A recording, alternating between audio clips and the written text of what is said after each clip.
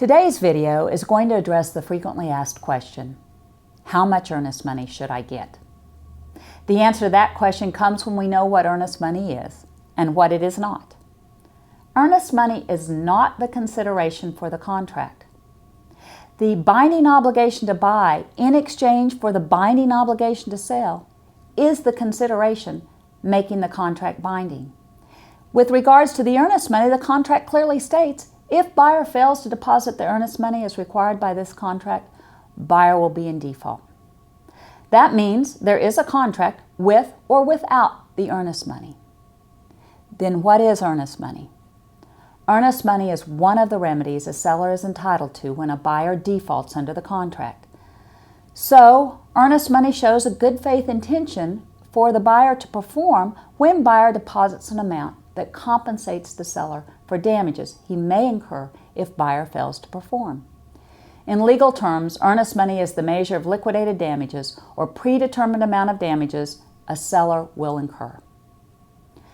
When asking how much earnest money should I get, you must factor in all the conditions of the contract.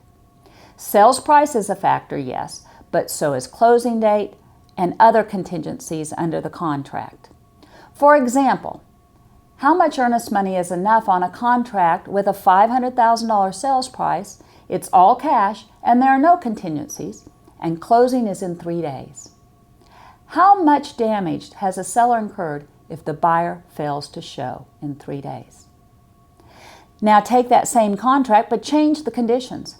$500,000 sales price, subject to third-party financing, conditioned upon the seller allowing buyer to have his architect, designer, mother-in-law to come in the house at any hour and look at the house, requiring the seller to paint the living room purple and tear down the live oak tree before closing, and not closing for 6 months, which happens to fall on the Friday after Thanksgiving. Now, if the buyer no-shows at closing, what are the seller's damages? How much should that earnest money be? Yes, consideration should also take into account the market we are in.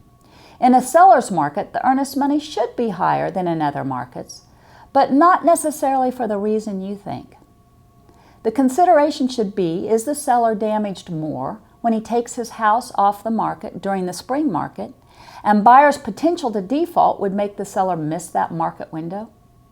The answer is yes, the seller incurs more damages. When you understand what earnest money is, in my opinion, it is easier to negotiate reasonable earnest money. Allegiance Title chooses to be of value to you. In turn, we thank you for your support.